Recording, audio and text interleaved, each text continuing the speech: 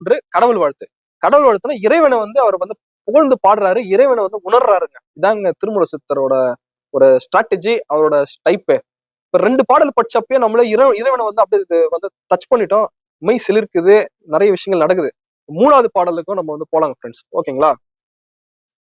ஓங் நின்றானே உலப்பிலி தேவர்கள் நான்கணன்றடந்த நாதனை நாள்தோறும் பக்தன் நின்றார் அறியாத பரமனை புகுந்து நின்றுயான் போற்றி செய்வேனே அப்படிங்கிறத வந்து சொல்றாருங்க.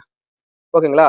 இது வந்து அனைத்து உயிர்களுக்கும் கலந்திருக்கும் இறைவனை, எண்ணில் அடங்காத தேவர்கள் தினந்தோறும் போற்றி தொழுகின்ற இறைவனை, தத்துவங்களை கடந்து அனைத்திற்கும் தலைவனாக இருக்கும் இறைவனை, பக்கத்தில் இருந்தாலும் அறிந்து கொள்ள முடியாத இறைவனை, அவன் அவன் யாம் அவனுள் அடங்கி நின்று அவனை தியானித்து அவன் புகழை போற்றி உரைப்போம். இந்த பாடல்ல வந்து என்ன சொல்றாங்கன்னா, இறைவனை வந்து பாத்தீங்கன்னா